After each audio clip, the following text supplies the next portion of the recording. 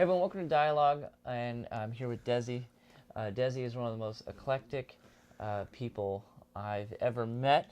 Is that a fair assessment of your personality? I would say so. Pretty Good, good, eclectic, yeah. good. You have a very diverse range of reasons to be famous, I guess. Okay. Yeah, I think one of the things you're most known for locally locally as in being in the Silicon Valley, is you are a photographer. And to say the least, your photography is very unique. Your angles and colors and vibrancy of all your shots is very unique. Just tell me a little bit about your process and maybe a little bit about how you developed into that look. Yeah, usually it stems from if I'm doing a fashion shoot, I really like a lot of unique looking, I think, garments, clothing, things that I think. One thing about my photography is if you look at an image, you won't know if the image is dated or not. So I try not to do anything that's too trendy. I do shoot things that are very stylish. So I like a lot of high fashion, a lot of edgy looks. If I'm doing body and skin, body lines are all so important to me. Obviously, everyone can see that within my work, and I think that comes from my dance background. Always looking at beautiful lines and body lines and shapes. So that's also sort of, I think, one of the unique aspects of my photography and imagery. Right, and through your extensive work, you've developed a very wide portfolio of actors, models. It's the same thing, though, right? I've got actors, models, dancers. I got it all. Yeah. Awesome. And so, how did you develop this repertoire? How did you start your photography work, and how did you get to where you are now? Well, I started photography because I was, as a performer, I'd lived and worked all over the country. So everywhere I would go, I'd always just see amazing, I thought, unique looking people. And I would always go, you need to be modeling. And, and they go, I don't think so. Every time I go to the modeling agency, or they always have the same story. They went to a modeling agency, and they always says, well, you're not the right look, and you're not the right this. So I thought, and it was always, I thought, people of color, ethnic people. And so I thought, I thought I would go around and say this to everyone. I said, one day I'm going to buy a camera and I'm going to be a photographer and I'm going to show the world. and I that's exactly what I did. And so that's how it really got started. So I started shooting, and then one thing led to another. Models start getting work. I started getting work. Models kept getting signed to agencies, and I'm like, whoa, this is really, I'm kind of a man of my word. If I say I'm going to do something, I really try to see it through. So. Yeah, and it shows with what you've accomplished thus far in your life. And it's kind of serendipitous of how your career intertwined with their careers and how y'all lift each other up, lifted each other up. Yeah. I forgot how to speak English for a second. That's okay. I need to remember that language. But you also mentioned you were a dancer. And you've been traveling the country. And from doing dance for so long, you've developed into a choreographer. Tell me a little bit about that. How did you start as a dancer? And how did you transition from dancing into telling other people how to dance? So I started at a performing arts school in Huntsville, Alabama, and I think right after high school I just kept going. Obviously, you want to get out of the town that you're in, and I was in Huntsville, Alabama, so not that much was going on. But I will say, every time there was an opportunity for me to perform or do a show somewhere, whether it was Atlanta, whether it was Nashville, whether it was wherever, I would always go. So I'd always participate. So I had this vibe and energy to just keep going and just keep doing, because I was like, I've got to do this, and this is what I'm passionate about. So from there, I think a few years passed, and then I had a dancer in one of my classes that I was teaching. Said she goes, Desi, you need to come and audition for Paramount because Barry Lather's choreographing the show, and at the time, Barry Lather was my favorite choreographer because he had worked with Michael and Janet, and I was such a big fan of his work, and like he was like God to me. So I go to this audition, and I'm thinking, oh God, I'm really not going to get this gig, and ended up getting the gig. So it was exciting, and that was my first Paramount gig, which was with Paramount Parks at the time. So I moved to Cincinnati, Ohio, and so I danced there in a show called Retro Repeat the Beat. So, and then after that, they were doing the show again, and it was called Retroactive, but they were doing it in Charlotte, North Carolina at Carowin. So I moved to Charlotte. So then, during that year, I got asked to come out to California to work at Paramount's Great America at the time, and I turned the job down like 13 times because I didn't want to come to California because they have earthquakes. I know it seems ridiculous. I'm like, they have earthquakes. Like why once do every people 10 live years. there? Yeah. Why do people live there? That's like ridiculous. The ground shakes. And they're like, well, you guys have tornadoes. But anyway, That's, so in my opinion, worse. eventually, Jeff Brown, who was the entertainment manager at the time, convinced me to come out to California. So I came out. And so, and I absolutely hated California when I got here. But then eventually fell in love. I've been here ever since. So, and that was in 1998. So almost 20 years ago. Yeah, 20 years. When this show will be airing, it'll be 20 years. Yeah. Wow. Yeah. Oh. Well, okay, now I'm curious, because this is a separate conversation, but we can segue it. Mm-hmm. Why'd you hate California? I don't know why anyone would ever hate California. Oh my gosh. Well, okay, here's why. When you think you're moving to California, you think it's going to be, palm trees and sunshine all the time. And when I came here in 98, El Nino was Yes, here. it was. Yeah. So people's houses were sliding into the ocean. It was rainy, and it was just, it was just horrible. And I thought the energy of the people were different than what I was used to. I was a little bit being a lot more straightforward, being and working from the East Coast, sort of cut and dry. Yeah. But here, California, and I think in entertainment, it's a lot different. I mean, you have a lot of, I think there's a lot of superficial energy, and so you just have to be careful. And I wasn't really used to that. So, I would come off being cold and harsh sometimes, but that's not what I meant. But then, so that was a thing that I had to learn, and really living around the country, which I'm great. I'm happy that I got the opportunity to do that. So, yeah, 'cause I feel like now I can just obviously live anywhere. Right. Once you've lived in California, you can live anywhere. Oh yeah. Yeah. Especially how expensive it is. Especially up here in the Bay Area. Yeah. LA is pretty bad too. Yeah, but I love, I love Cal. Especially I love San Diego, Carlsbad, Oceanside is very beautiful down there. So Yeah. And very inspirational. So. So throughout your entire career and traveling the country, working with thousands of people, you've developed a lot of experience. And now you're choreographing, and you're choreographing not only for your own shows, but also for like Cedar Fair Parks and other places around the country. How did you end up in that gig, so to speak? Well, I was always choreographing. I remember that was one of the things as a dancer and I was a dance instructor, so I was always choreographing and entering choreography competitions, because I didn't like dance competitions because, I didn't like someone saying someone danced better than the other person, so I was always about the art of dance. So choreography was a beautiful way for me to be expressive and to create, I think, pieces that told a story, that were very cathartic, that, I thought was just, and that was easy for me to do. So when I started with Paramount, during the summer, I would still do workshops, or especially when I worked here in California, came out to California, we would have a summer showcase. And so I would always choreograph something and everyone would always be in it. So that's how it really, sort of got started for here. But I think, what was it?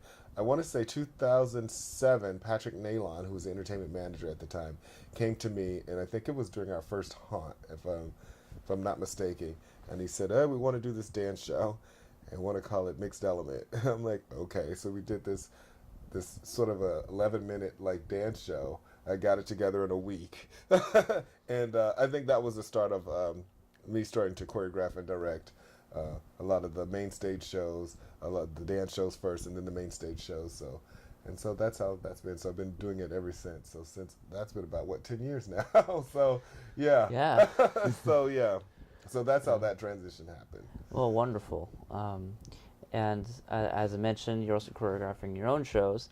As I mentioned, your own shows. Yeah, I don't choreograph my own shows. Really? Who choreographs your shows? So I usually bring in choreographers who I've worked with, or which usually it's Mappy or Krishan Rosalejos, and the interesting thing is that I hire them to choreograph my shows, but somehow I get swindled into choreographing my own show. So okay. They owe me money. I don't know why. I'm like, wait. They're like, show them what you want, and I'm like, okay, this is the feel, and before I know it, I've already choreographed a piece. I'm like, wait a minute. This is like, yeah, I'm not supposed to be doing this, but yeah, usually I try not to do that because.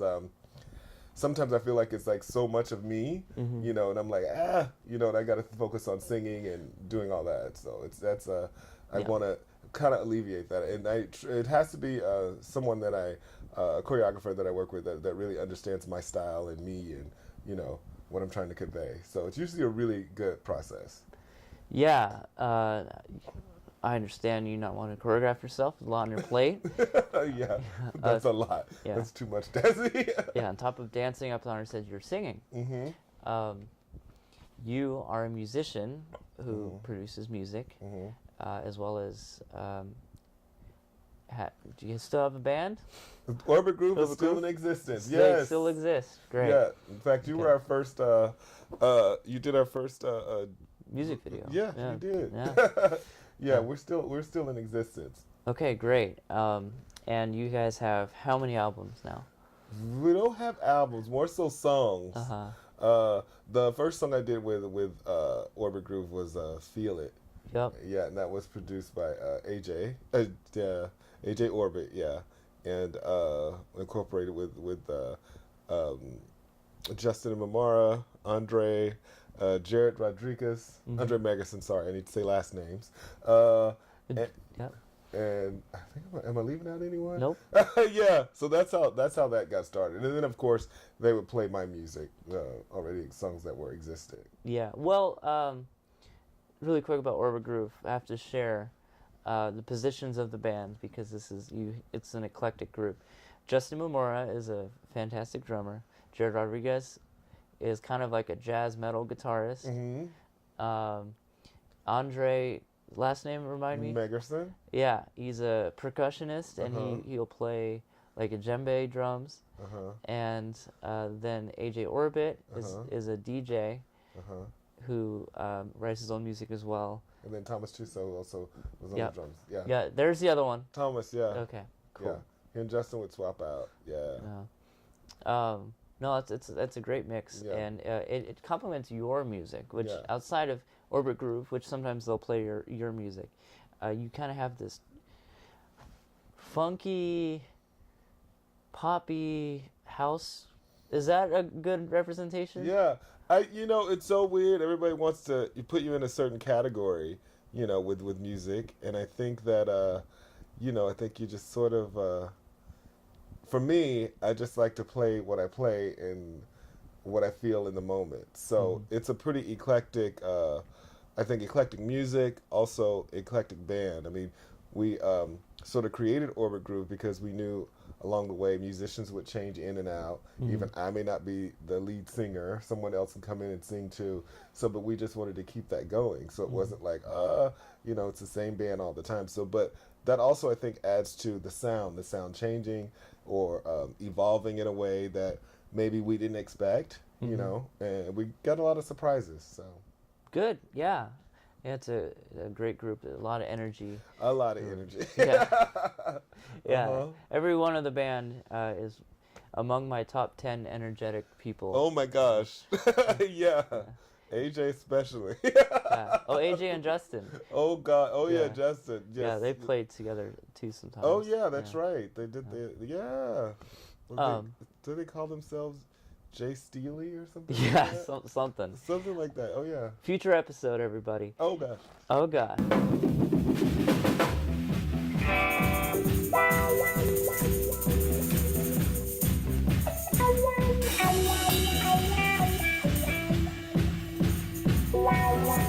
Come on.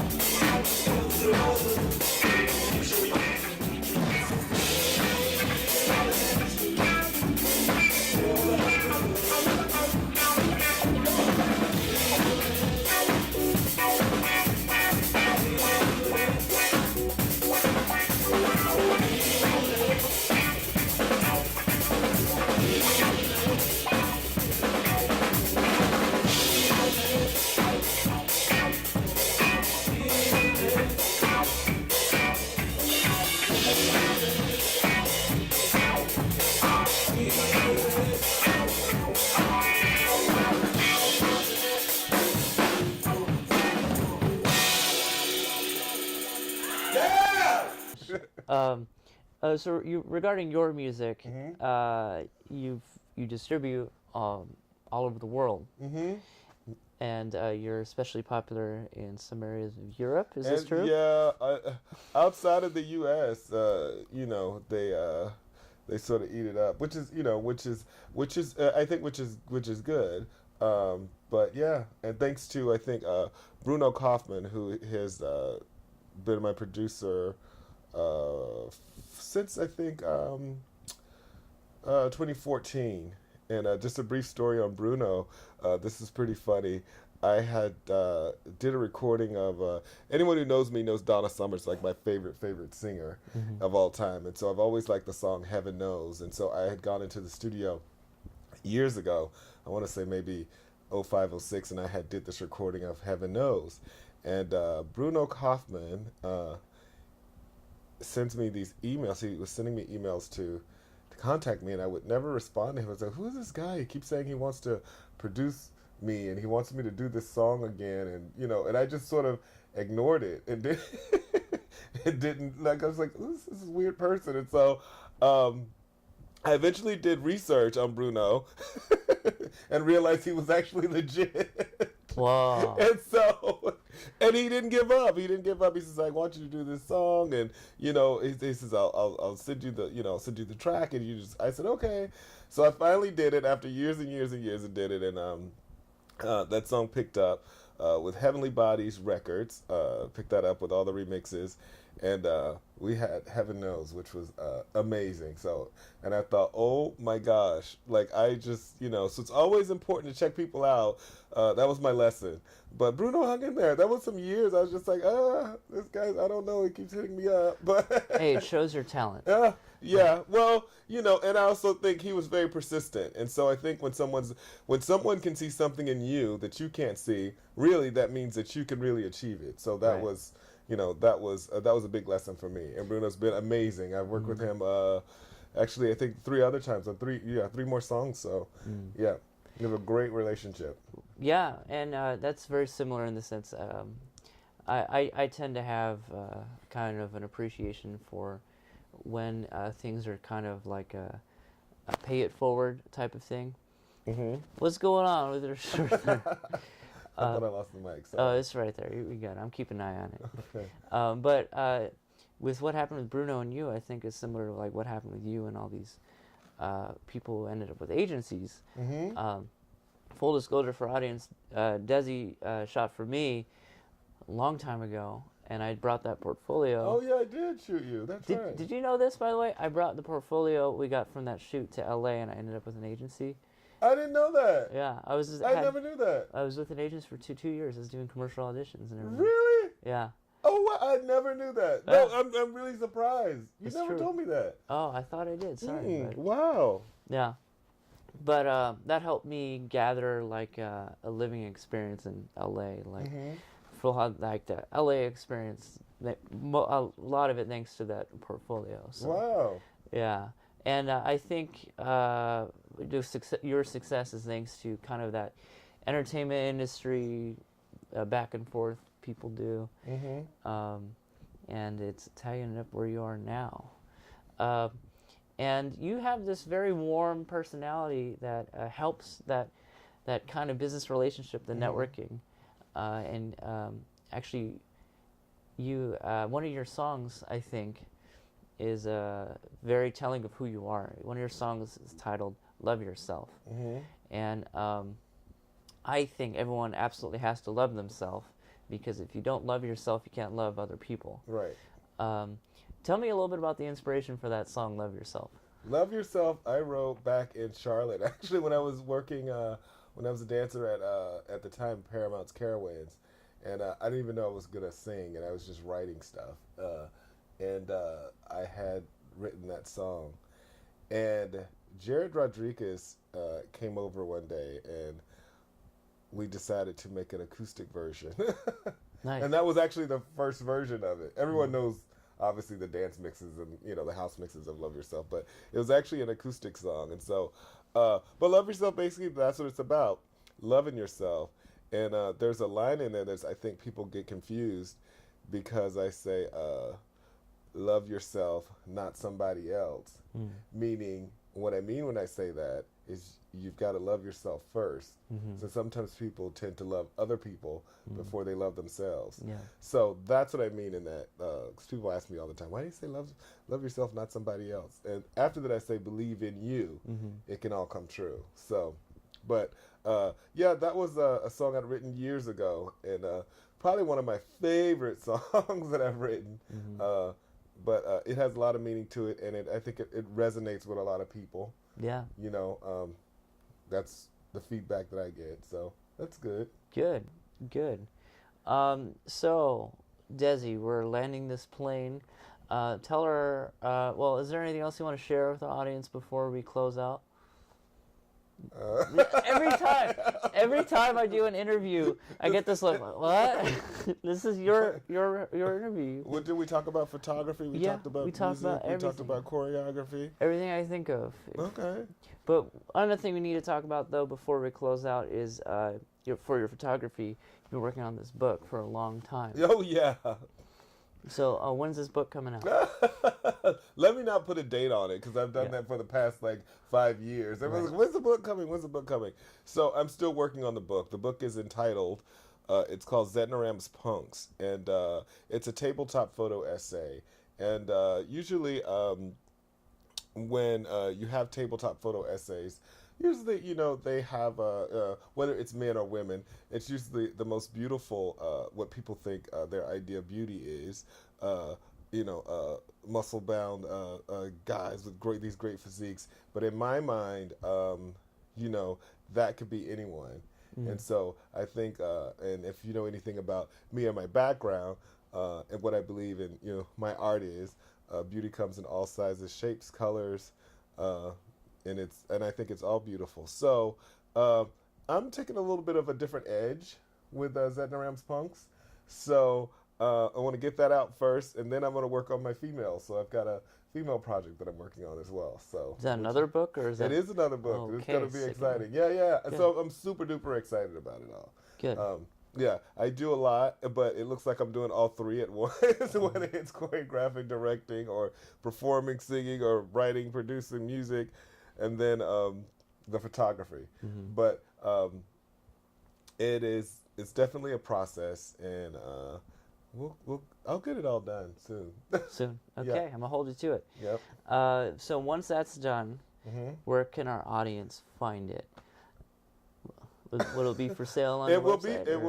It definitely will be for sale on my website. Okay. Yes. So where can audience find you on your website? My website is www.zedneram.com. That's ZEDNERAM.com. Awesome. Desi, thank you very much, sir. Thank you. Thank you, sir. And everyone, that's Dialogue. This is Desi, everybody. Later.